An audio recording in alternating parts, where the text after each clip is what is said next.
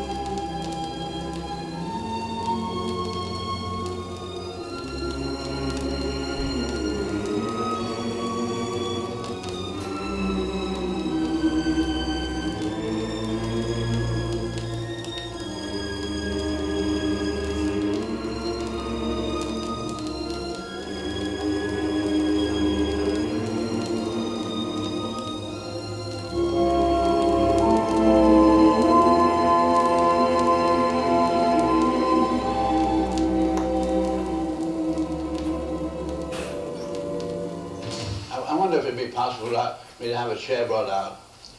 I should have asked for it in advance. I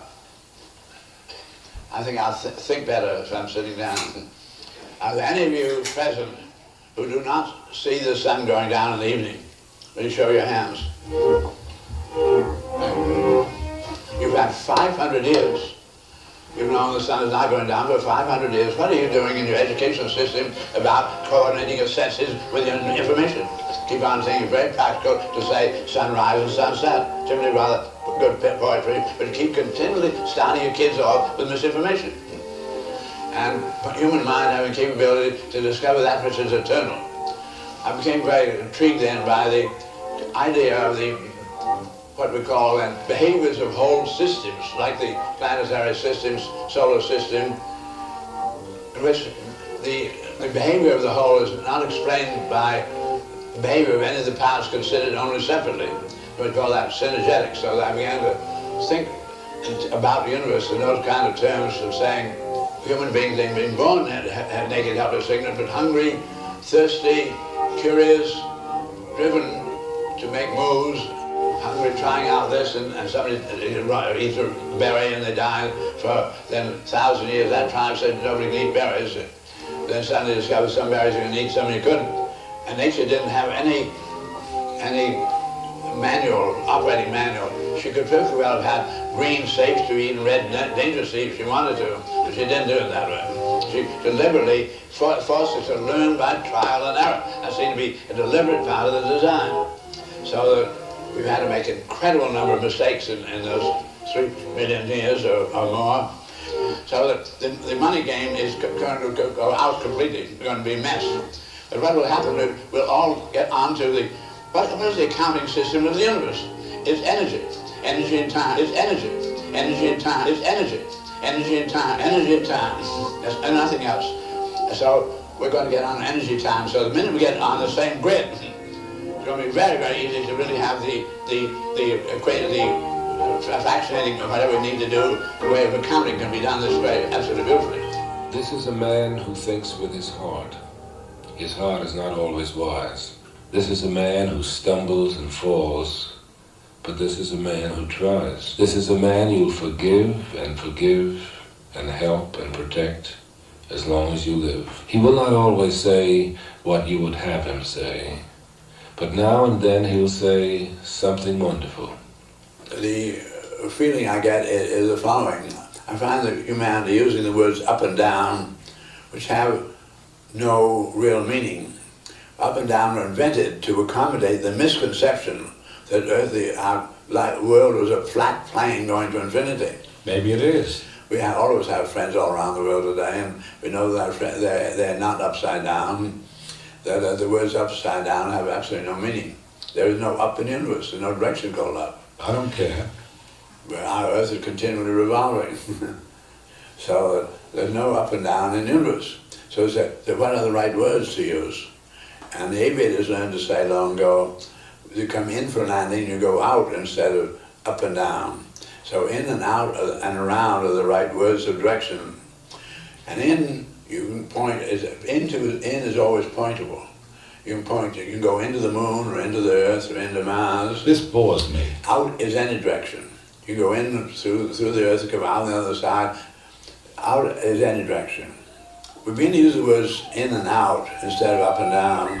Then we get into the language of electromagnetics, because you tune in and you tune out.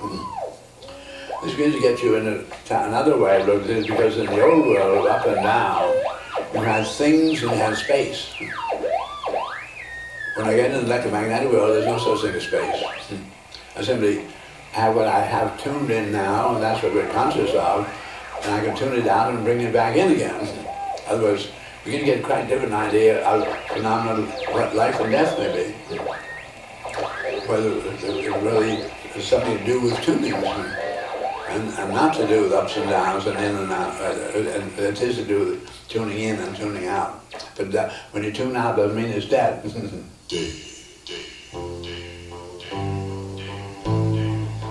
My mother done.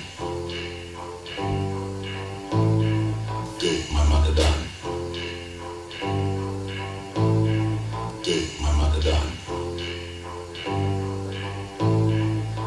My mother done. Human beings are all born naked, absolutely helpless for us. Beautiful equipment, but no experience. You don't look up, you don't look down, you don't dare look up, look down, look up, look down. You've got to be taught to hate and fear. Now carbon lead, You've got to be taught from year to year. tin, mercury, silver, It's got copper, to be drummed in your dear little ear. gold, and iron. You've got to be carefully taught.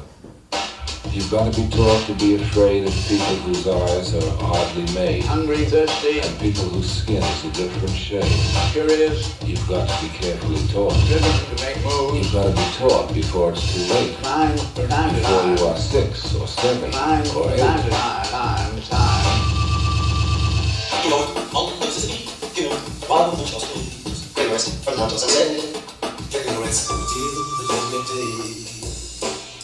You've got to be taught before it's too late. Before you are 6 or 7 or 8. To hate all the people your relatives hate. You've got to be carefully taught. That is correct. Yes, I'm convinced that that is correct, very much so, and I feel that the education is through at 7 years old, but by the time we send them to something called school, and we're now getting ready. All the people. The younger generation coming through to an entirely new relationship to the universe, which we, the older generation, are going to have a hard time to understand, which they will understand.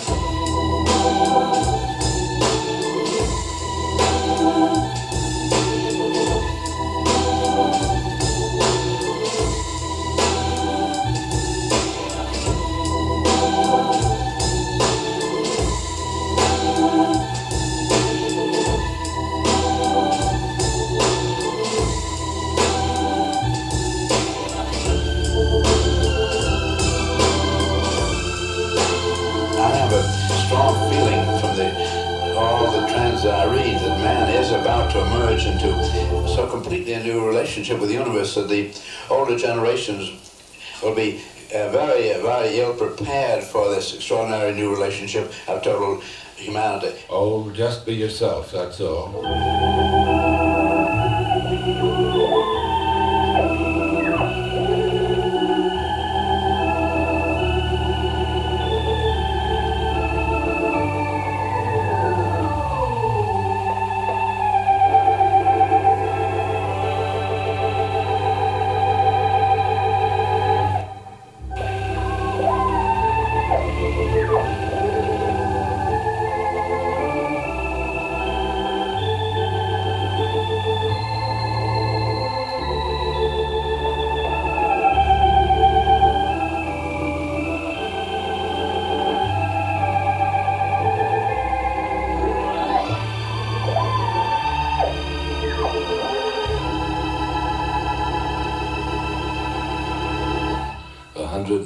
Miracles are happening every day. And those who say they don't agree are those who do not hear or see. The 100 million miracles are happening every day. We now have discovered 2 billion such galaxies. The range of our information is enormous. We're getting to the point where all the mysteries that you could possibly have are implicit in that universe we're discovering. We're getting to the point where you don't need 2 universes. You don't need an afterlife, and getting to only 1 universe will do.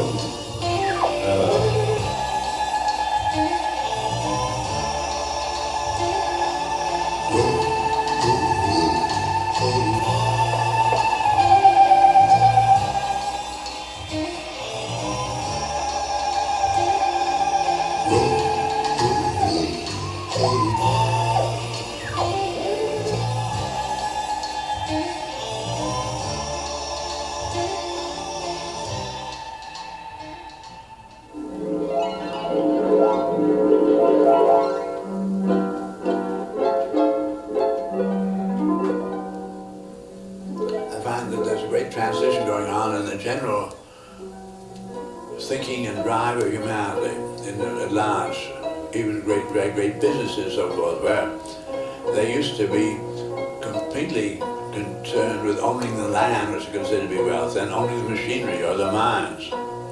Today, the really very big business is all dealing in research, and they're all dealing in what they call know-how. Know-how is a completely metaphysical. In other words, they're gradually beginning to realize the metaphysical is everything and the physical is nothing. I'm going to then have a moving picture made of you, but I'm going to run it backwards. I'm going to have your breakfast, and the food is coming out of your mouth, they're going into it, coming back on the plates, and then the plates going back into the kitchen, and things are going back into packages and so forth, on the stove and out of the stove. It's going back to the supermarket and then get distributed back to the wholesaler, and trying to get the pineapple back in the field and dry, and the pineapple's coming apart, becoming part of the rain, becoming part of the sunlight. And within a very short time, running you backwards, I've got all the different parts of you all around the universe, but now around the other way, just bring them all together again, gradually. So finally get really where a lot of ropes begin to come together and get into various kind of knots. So I see you and I, then we begin to come apart again. I see you and I as sort of a complex of slip knots, sliding along a pure principle. I think to be able to sentimental is being a poseur. I think that I will wind up what I'm saying here now on pattern and integrity and life being weightless, all of which I find society is not digested as at all. This tendency to skip over the fundamental things and grasp the superficial is the tragedy of man's history from the beginning of time.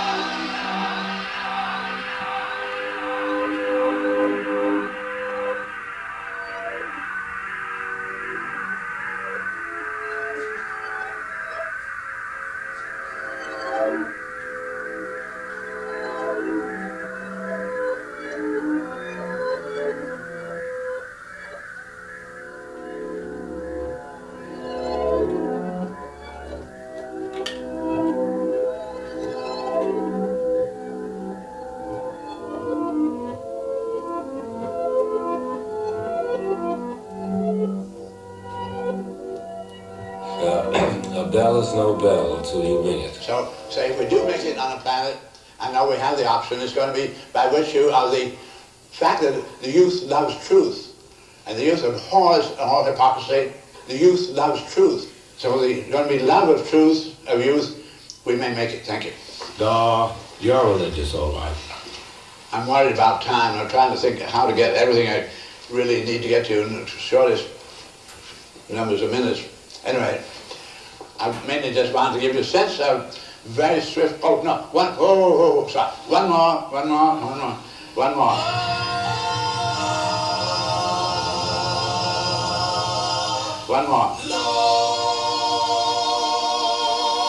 And we're very liable if we're going to come in great many emergencies. There's liable to be a lot of guns out. There's going to be a lot of very sad things may happen.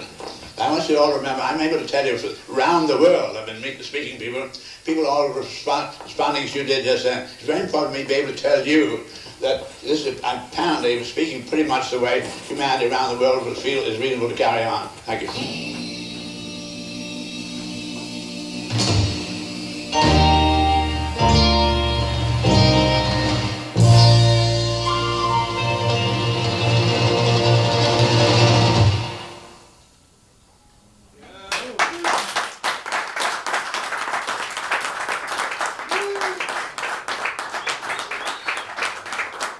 Give it up for Meggie Remy. Thank you so much. That was awesome.